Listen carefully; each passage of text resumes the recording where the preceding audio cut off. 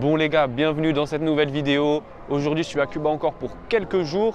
Je me suis dit que ça serait intéressant de savoir, essayer de vous faire comprendre combien coûte la vie ici, qu'est-ce qu'on peut faire avec peu d'argent. Je me suis fixé comme objectif de passer une journée avec seulement 1000 pesos, ce qui correspond à peu près à 5-6 euros. Vous aurez à peu près le chiffre exact qui s'affiche ici. Ça varie beaucoup, donc c'est pas tous les jours le même chiffre. Donc on est parti, je pense que la journée va être assez facile. Franchement, je connais déjà quelques adresses où c'est pas cher et je pense qu'on va s'en sortir facilement. Allez, c'est parti. Bon là les gars, j'ai ma petite idée.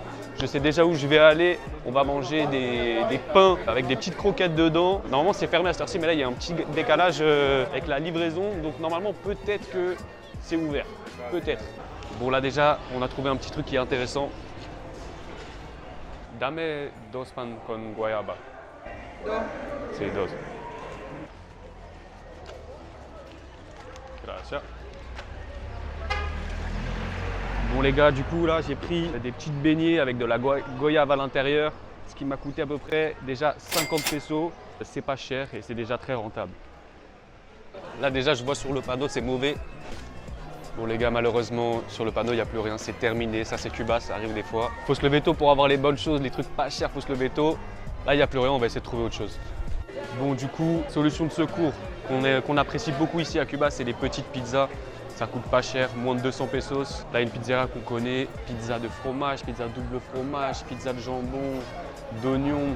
Ça dépasse pas les 200 euros, c'est rentable, on apprécie, on aime bien pour la journée, pour se remplir le ventre, c'est parfait. Là, il y a aussi des petits jus naturels à 30 pesos. C'est pas cher, mais par contre, l'eau ici, elle est un peu particulière. Dans tous les pays un petit peu exotiques, c'est comme ça. On ne peut pas tous boire l'eau, on n'est pas habitué à l'eau. Moi, en tant que personne vivant en France, j'ai pas l'habitude de boire du coup cette eau-là. Du coup, c'est possible que j'ai très mal au ventre après. Pour un jus à 30 pesos, je vais m'en passer. Je vais peut-être plutôt prendre de l'eau ou quelque chose d'autre. Regardez, j'ai fait un truc de ouf là. Regardez ça s'il vous plaît. La tout ça, c'est des spaghettis. Je suis pas sûr de vouloir des spaghettis au frigo là avec la crème. Là, je suis pas 100% sûr. Voilà, petite pizza. C'est pas une pizza d'Italie, mais elle a son charme, c'est les pizzas de Cuba. Croyez-moi, elles sont pas si mauvaises. Elles sont pas pareilles que d'habitude. Tu la t'aimes pas? Si, ça va, ça. Bon les gars, là, j'ai un petit peu soif, on a mangé et tout.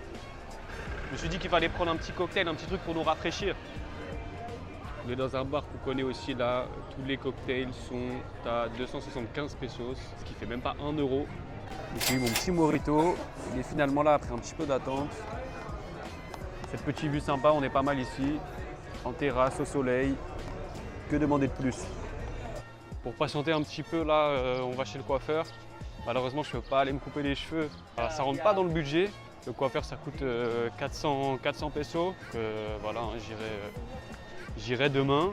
Les gars, je me suis dit, on est à Cuba, je suis obligé de faire entrer ça dans ma journée. J'ai acheté un cigare qui m'a coûté à peu près 100 pesos et une bouteille d'eau qui m'a coûté 80 pesos. Ce qui fait 180 pesos pour le cigare et la bouteille d'eau. Évidemment, les prix des cigares, ça peut varier. Ça varie à peu près entre 30 pesos et 250 pesos. Ça dépend de la qualité et ça dépend aussi de où est-ce que vous l'achetez. Si c'est un endroit touristique, forcément, ça va être plus cher. Si vous connaissez quelqu'un ou un petit plan, tout ça, vous pouvez avoir des cigares beaucoup moins chers.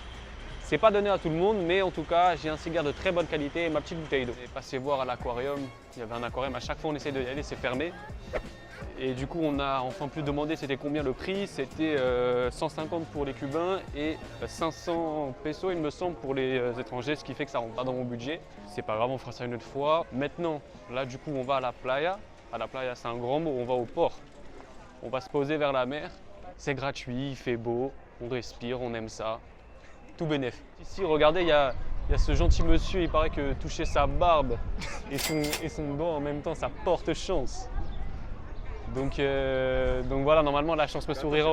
Et comme vous le voyez, c'est une place très touristique. Que des touristes de partout, moi y compris. Hein. Je ne dénigre pas et vous voyez, juste ici, là-bas, il y a la mer.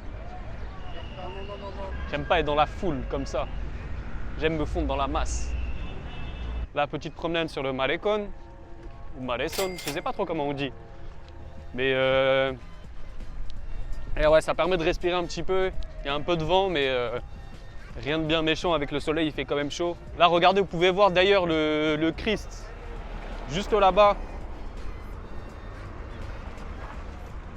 J'ai essayé d'y aller maintes et maintes fois. À chaque fois, il y avait un problème de bateau ou de je sais pas quoi. La fois où j'ai réussi à prendre le bateau, je me suis retrouvé à l'opposé sur une autre île que je connaissais pas du tout. Du coup, j'ai plus envie d'y aller. J'ai pas une coupe de fou malade là. Ce qu'il faut savoir, c'est que Cuba, c'est une île qui est en plein dans les Caraïbes. La période où il y avait les pirates, c'était vraiment ici. Donc il y a beaucoup de forts et de châteaux comme celui-ci ici là, avec des canons et tout, parce que justement ça défendait l'île contre les pirates et contre tous les mercenaires. Et donc voilà, en gros Cuba c'est une île où il y a beaucoup de forts et de canons pour défendre l'île quoi en gros. Là on est dans la rue Obispo. C'est la rue la plus touristique de la Havane. C'est assez chargé en monde, il y a beaucoup de foule. Bon ici après, faut pas être surpris. Tu te fais aborder par 10 000 personnes en même temps. Tout le monde te propose d'aller dans son restaurant, d'aller dans son magasin, de changer de la monnaie. Si tu veux pas te faire aborder, le mieux c'est de marcher vite, regarder droit devant toi. Tu marches vite, tu calcules personne. Disculpa. ¿Qué es? Coco ¿Coco? ¿Solo coco? y guayaba. Dame uno de guayaba. Entero. Sí, entero. ¿Este guayaba? Ese, no. Ah, sí. ese Coco. Gracias. Dale, mano, que estamos. La petite tarte de goyave, regardez ça. La tarte pas fou finalement. 250 on a partagé à deux mais elle est pas très bonne. Un petit peu sec et ça manque de sucre. Bonne petite nouvelle, après les parents de mon pote ils m'ont invité à manger le soir. Et du coup ça m'a fait économiser. Là en attendant le repas, il y a encore un petit peu de temps. On va traîner un petit peu, peut-être prendre un petit café ou une petite douceur dans la rue. Il y a des petits gâteaux avec de la coco dedans, c'est excellent. Je les prendrai plutôt peut-être ce soir après le repas. En attendant, on va attendre un petit peu tranquillement dehors et on va attendre le repas bien sagement. Bon les gars, du coup là, changement d'ambiance, il fait nuit, le soleil s'est couché. Je sors de chez les parents de mon poteau, j'ai bien mangé, on a économisé des sous. J'aurais pu acheter une pizza à la place ou quelque chose de tout des spaghettis, c'est le même prix, ça coûtait à peu près 150-200 pesos. Là, je me suis fait inviter, c'est tout bénef. Maintenant, il me reste 220 pesos à dépenser. J'ai ma petite idée, j'ai un petit programme de prévu là, peut-être on peut faire des trucs gratuits. Je vous en dis pas plus, vous allez voir. Oh, oh, hola. Comme vous le voyez, ici c'est la rue de la débauche. Tous les gens bourrés se rejoignent ici pour faire la fête, danser toute la nuit.